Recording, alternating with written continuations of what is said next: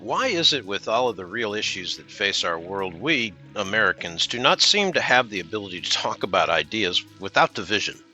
Why are we Americans not able to work together in an effort to set things right? When we Americans don't have the courage to express our thoughts, it's amazing how someone can go from neighbor to avoided in the blink of an eye.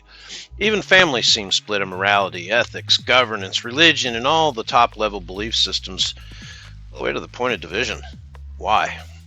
These days we can end up there for pointing out things that need serious attention. Things those in charge don't want to discuss or have us discuss publicly, even when the questions we ask are reasonable ones. Since when can a reasonable man not ask a reasonable question without fear of retribution? In America, today may be that day. Tam does not purport to have all of the answers. We are, however, really good at asking questions and making sure outcomes are foundationally realistic. We speak truth to reality. For example, Indiantown, let's talk about illegal boarding houses. I'm not sure we can honestly even call them boarding houses. What I'm talking about is this. There's a well-known exploitation of illegal human migrants that journey here primarily from Central America. Near 90 dialects exist in this small rural community. Not all of the exploitation is taking place against illegal migrants either. There's a large class of economically impoverished men, women, as well as children that are being taken advantage of. The advantage is for financial gain as well as sexual. There is economic benefit surrounding this issue at the expense of personhood. It needs to be aggressively addressed. Landlords have gone as far as to modify their small residential homes into something resembling a third world model of a boarding house.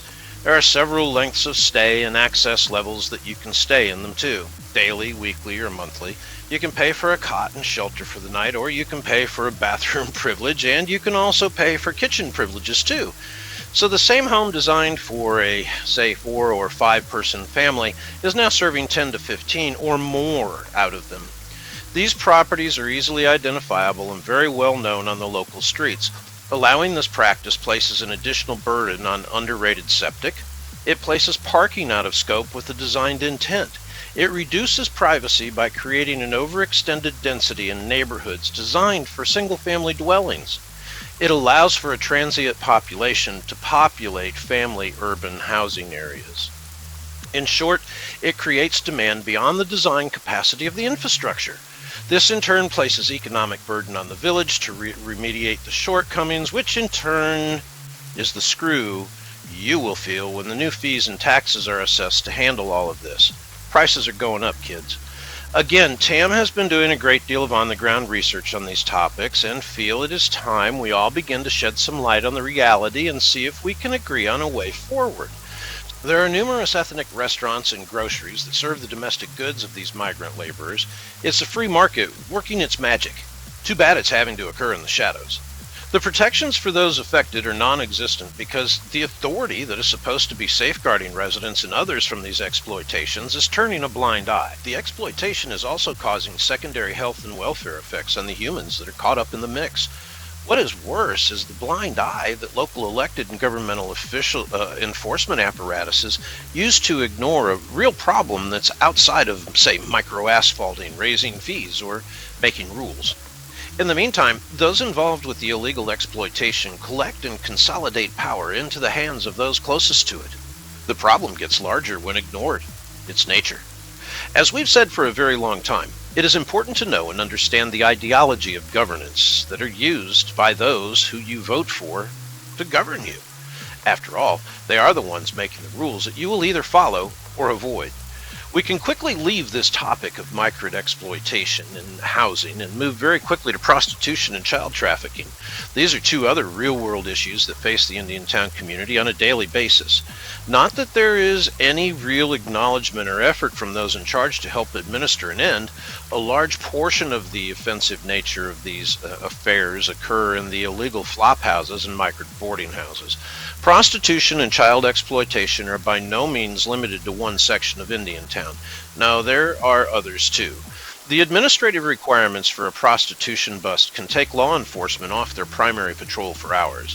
From conversation TAM sources have had with local Leo, prostitution violations are generally not given the level of investigation and containment as one might expect, simply because the office work involved reduces the number of immediate causal actions that they can take in a shift, meaning the perp's back on the street before the deputy can finish the reports and get back to being the sheepdog and protecting the flock like he needs to be.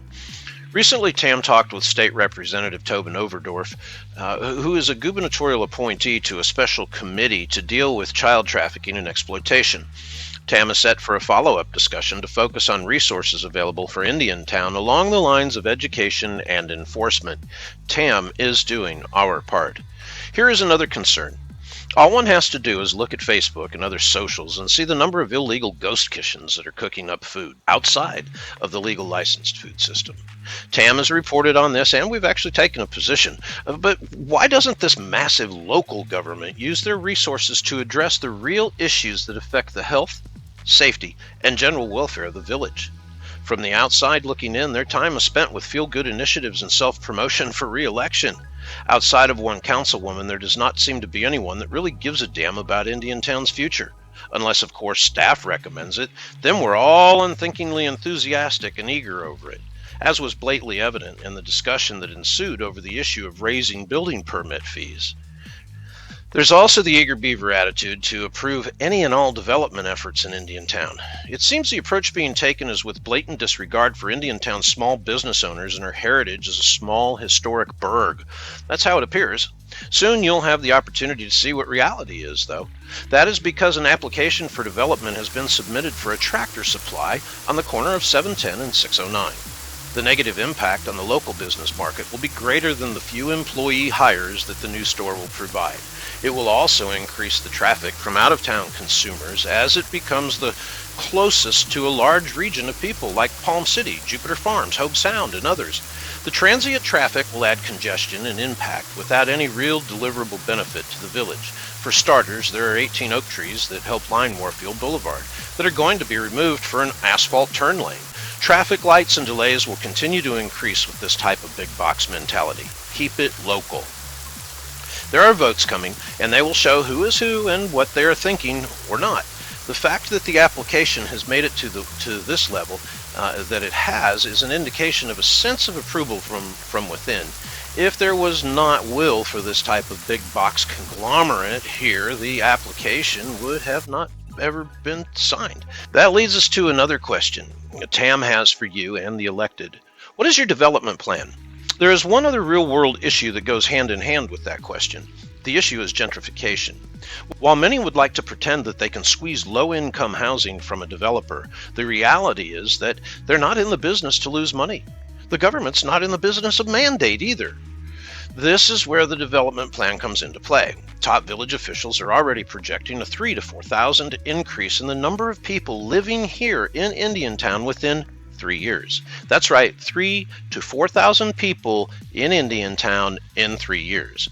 They're not going to flock here for any other reason than they can because they have the money. And with the money comes ideas, demands, votes, and candidates, hopefully. The express lane effort being implemented by the village council will more than likely end with the gentrification of large parts of this diverse rural ethnic community. New residents are going to demand better standards of care and repair. The cost of living will increase because of the added impact and demand. Taxes will be raised to handle the influx, and on and on and on. The net effect is that the lower and even what little middle class we have in Indiantown will be squeezed out of the market, and the village will forever be changed and governed by a new mindset and people. Adding 3,000 people will and could easily double the voting base. With this new money come new wants, needs, and desires. So while the majority of the council plod along, dragging you with them in an effort to advance their identity politics and social justice agenda, beware, the change is just around the corner. Are you ready for it?